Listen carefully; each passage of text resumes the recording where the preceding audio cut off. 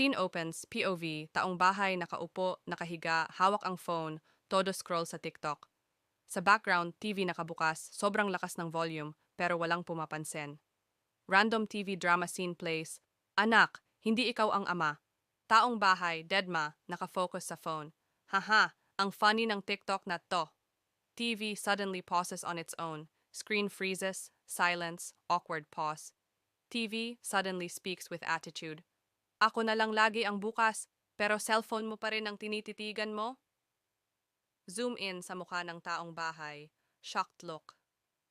TV continues, may halong selos at kaartehan. Ano bang kailangan kong gawin? Sumayaw? Mag-TikTok din ako? Gusto mo ba mag-skibidi toilet ako ngayon din?